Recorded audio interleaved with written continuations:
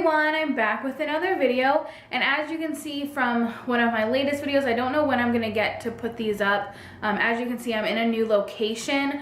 We did currently move due to me being pregnant, so this is going to be my first pregnancy vlog update, I guess, type video.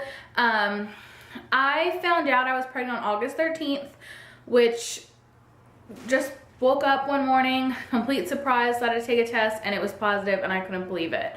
So I actually, right now I'm currently 16 weeks. I will be doing videos trying to catch everything up. So this video is going to be from 9 weeks to 15, well, till 16 weeks, and then the next video is going to be 17 through 20, and then 20 through 23, and then I'll start doing like every 2 weeks. So I'll do 24, 26, and so on. So I will go ahead and backtrack a little bit to catch up to the 16-week mark, just for the sake of these videos. I'm not really only filming these for you guys, but I'm also filming them for myself to keep track of this pregnancy. So yeah, so I'm gonna be looking at my phone a lot, just to go with my app, so I kind of make sure I've been writing everything down. So like I said, I found out I was pregnant on August 13th. It was a Saturday. Yeah, I think it was, yeah, a Saturday. And I had no idea at that time how far along I was. I did go out and buy one of those digital pregnancy tests that tell you like the weeks, and it said 5+. So I knew at that point that I was more than, 6 weeks pregnant. I wasn't sure exactly how far along I was due to my periods being irregular. So I was panicking and knew I needed to get to the doctor. So when I found I was pregnant, I was 8 weeks and 5 days at the time. Sorry about the lighting. I'm using natural lighting in this new house, and the sun keeps going in and out, so I apologize if it changes. So like I said, I found out that I was pregnant on the 13th of August. I knew right away I needed to get to the doctor. Just like I said, I didn't know how far along I was. So I knew right away that I needed to get to the doctor because I really wanted to find out how far along I was, because I could have been anywhere between 4 weeks pregnant, going by my app and tracking everything, all the way to my last period. I could have been like 10 or 11 weeks. So I definitely wanted to find out exactly how far along I was, because with my previous pregnancy with my daughter, I did have a cerclage put in, and I knew that most of the time with a second pregnancy, you do need to go ahead and get that done again, and they recommend getting it put in at 12 weeks, as early as possible. With her, I had it done at like 18 weeks. So I definitely wanted to get into the doctor. So that's the first thing I did, was I called my doctor. I knew that I didn't want to stay with my doctor that I had previously with my daughter, but I knew I needed to make an appointment as soon as possible. So I knew that they would get me in right away. And the soonest appointment that they had was August 24th. And that was like almost 2 weeks, about a week and a half after I found out, and I really didn't want to have to wait till then. So what I decided to do was, there is a 3D/4D ultrasound place here in my area that does ultrasounds, dating ultrasounds, to see how far along you were. And at that ultrasound, I went on the 16th, so I went that Tuesday, and she told me that I was about 6 weeks and a couple of days, which it didn't make sense to me, but if that's what the baby was measuring, then I was worried something was wrong, because to me that means that the baby was measuring small, depending on me tracking everything. It just didn't make sense. So I was kind of worried about that for a little while. I didn't really have any symptoms, to trigger me taking that pregnancy test, but after I found out I was pregnant, about that week, between weeks 9 and 11, when I had to get up to take my daughter to school, I had to tell her, go get the basket, because I couldn't hold anything in. I wasn't as sick with this pregnancy as I was with her, but I was a lot more nauseous. I threw up in the morning and I was fine. That was it. But I was nauseous throughout the day, but didn't have to, you know, throw up constantly, which was nice. So I went ahead and went to my appointment on August 24th, and the appointment was absolutely horrible. I knew that was my reassurance that I did not want to continue with that doctor. He didn't do an ultrasound right away. He just did like normal prenatal blood work, didn't even order like HCG levels, none of that. And I just left there in tears crying. I knew I didn't want to go back. So I started my search to look for another doctor. I am considered high risk because of my weight, which I think is absolutely ridiculous. So there's not that many doctors in my area that do take high risk pregnancies. So I knew I'd have to look somewhere else. So I started looking for other doctors, and yeah. So then when they did schedule me for an ultrasound at that appointment for like 2 weeks later. And I explained to them that if I go by my last menstrual period, that if I am as far along as I think I am, I will be over the 12-week mark at that point, you know, to see how far along I was. They didn't know that I already went to that 3D, 4D place and kind of had an idea of how far along I was, and that I had an ultrasound already. So I called them and they were like, no, okay, we can get you in, you know, next Friday on September 2nd. I said, perfect, awesome, thank you. The doctor wasn't there. He's not there on Fridays in that office. So I was, you know, that's the only reason why I went. I knew that I'd be having just a regular ultrasound technician and do the ultrasound. And she was awesome. If the doctor wasn't bad, I would have stayed with this place because of the ultrasound technician. She was so nice.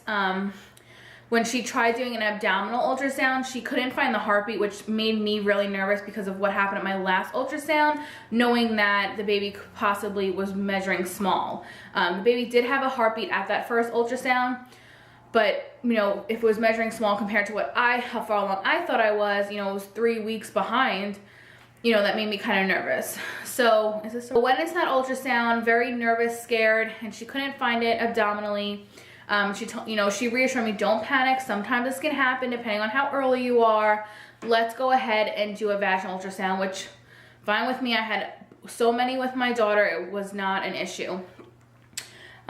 So I did go ahead and get the vaginal ultrasound done, and I found out at that time that my due date was March 20th and that I was actually 10 weeks or 11 weeks and 6 days.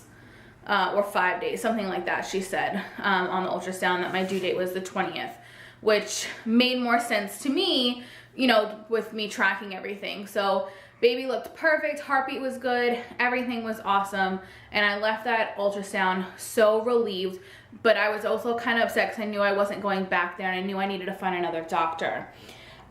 So what I did was, I went on some Facebook groups and asked some of our local mom groups where they delivered, what they recommended for high-risk pregnancies, things like that, and they recommended 2 hospitals to me.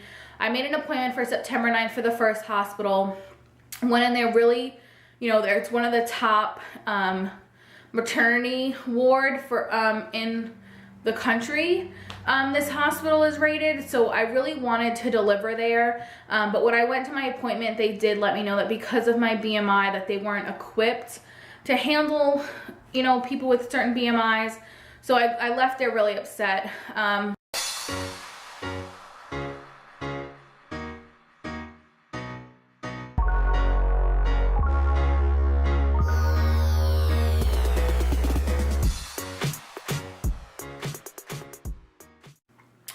So just by going to that appointment, I just felt like this is where I am. Like, this is where this pregnancy is supposed to be watched over. This is where I'm supposed to deliver. I just had a very big peace feeling just sitting with that nurse. I was still a little nervous because I hadn't met any of the doctors. It is a teaching hospital, so I would most likely half the time be seeing different doctors and seeing different year residents. They do have to report back to their like attendings, and I was like, oh my god, I feel like I'm in an episode of Grey's Anatomy because of, you know, just residents attendings. That's the first thing that came to mind for me. So I was, you know, very excited and couldn't wait to continue. So their next appointment that they had me come in for was September 29th, which I actually, you know, I went to my appointment today is the 9th of October. So that appointment was September 29th, so it was about a week and a half ago.